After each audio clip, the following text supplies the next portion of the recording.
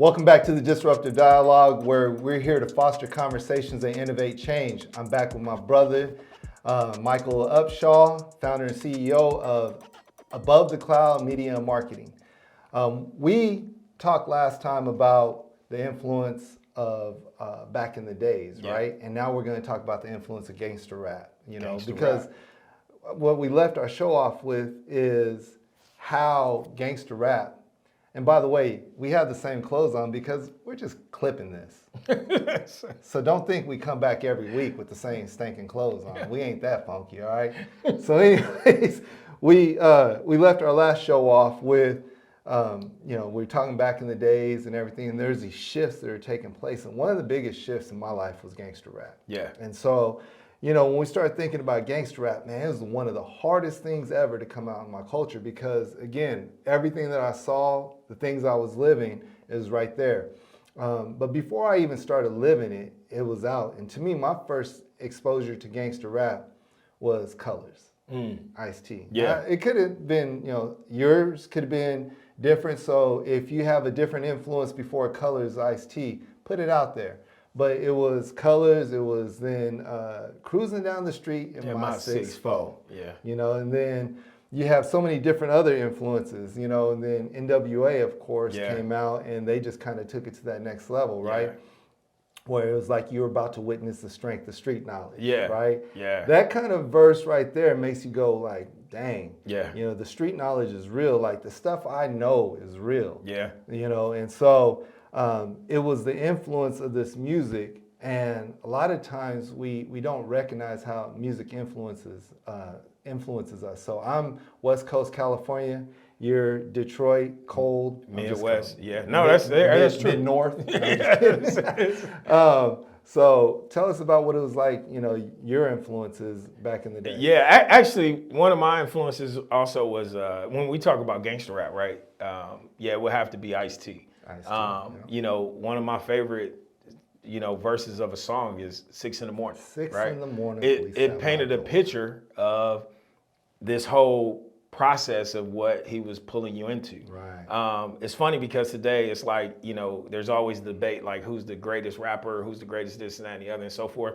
I don't know how you can even put it together because I think there's so many people that have done so many things and have said so much. Right. So one of the key things is I think when we look at the gangster rap and influence, right, it kind of did a couple different things. One, it brought real stories that we could relate to because it's what we really saw. Right. Like I remember seeing dope houses being busted, like, in the middle of the day. They had dope houses in Michigan also? Yeah, they had them. All right. And probably still got them. But I can remember that. So when you hear the music, right, and you see the police and you see these things that's happening, it shows you how a community can be impacted. And you realize that, man, it's not just happening here. It's happening in different places as well. Right. And so I think that's what it did. But my earlier, influences was, same thing. Ice-T was one of my favorite. And then, of course, you had LL with, Rock the Bells and, but of course, the biggest song at that time for me was My Radio, right? Like, radio, right? So you had these things and you think about, music and specifically gangster rap, talking about the NWAs of the world and that kind of thing. But yeah, it just shed a whole different perspective on what that looked like. And, the term gangster rap, right? It's interesting that became the terminology that was used because I never heard gangster country. It wasn't gangster either, but that's what sold, right? That's it. That's what but the influence behind it. Gangster rock and roll. It also influences us, right? You get that hardcore rock and roll, what other stuff that, they got some ugly terms, but they ain't nothing like gangster, right? And we start thinking about like gangster rap and we talk about that and the influences, but there's also this hope of gangster rap too that it's exposing what's happening here that hopefully some other people can hear it because you talk about police kicking in the dope house, right? Kicking in the door to the dope house or doing whatever. There's also this thing called police brutality that's happening. Yeah. And in gangster rap, you heard about it a lot. And, there's kind of a hope that if you're not going to do anything about this, then this is what's going to happen. Yeah. And so when we start thinking about how, no one's doing anything about police brutality and the things that are happening in the hood, all we're doing is saying, yeah, that can't be really happening, or what did you do? Right. It doesn't matter what a person does. Police brutality should never be accepted. Right. And so if you accept police brutality because someone does something, that's a problem. Yeah. And so we start looking at this music and where this is not accepted. NWA's one of their most controversial songs is F the Police, right? And it talks about a lot of that stuff. That became like one of the anthems of the hood of, the way we look at things, because that was a daily activity, daily routine. Yeah. And so when we start thinking about like the music, we go back like I Can't Live Without My Radio and LL and all that. That's like 85, 86-ish or something like that. And you start thinking about like when Ice-T, busted on the scene and the Colors, and then you think NWA. And there's so many other groups I'm leaving out. I'm just saying big names right now. By the way, what's really cool is LL and Ice-T were a part of the Force tour. I went and saw the LL concert a few months ago. Oh, cool, man. And they were on stage together. And Ice-T was still as gangsta as he was back then. Boy, the way he was talking. Anyways. Yeah, gangsta rich.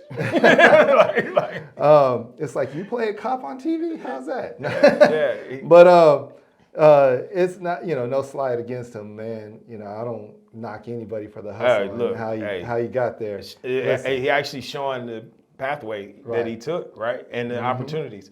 You don't turn down opportunities. He actually shares a story about, when he was getting ready to play a cop on TV and but anyway, I saw it on a podcast. I thought it was pretty dope when he said. Got to look that up. Yeah. So when we think about it though, the hope behind it, the hardness of it, the music and everything, what has it done for us? Yeah. I think that's a good question.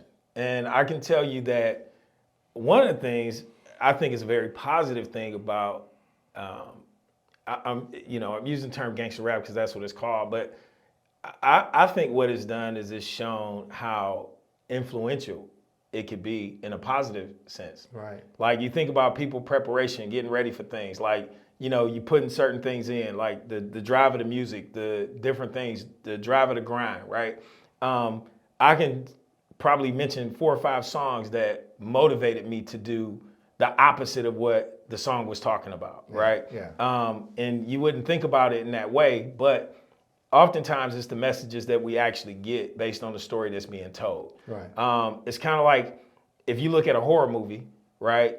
The horror movie is not designed or created to get you to go out and create these, murders, or not create, but, commit these murders and stuff, right? Like Texas Chainsaw Massacre, right?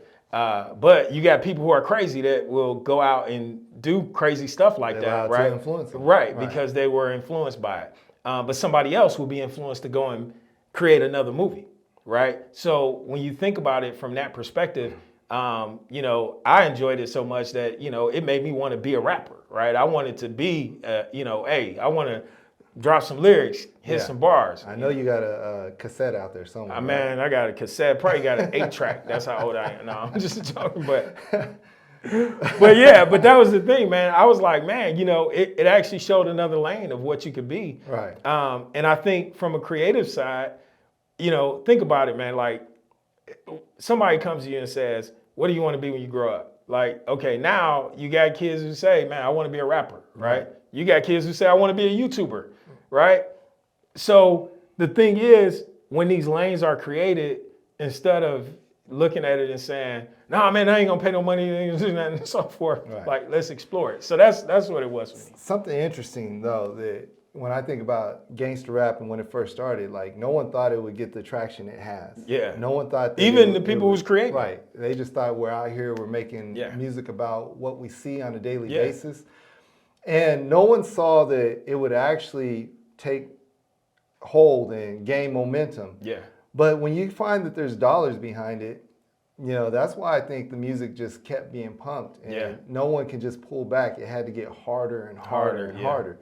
And to the point where it embellished what's happening in the hood or exploited what's happening in the hood. Well, there goes the term studio gangsters, right? So you know, and again, I tap into this because you have to look at it from a creative, artistic aspect, because that's what music is, right?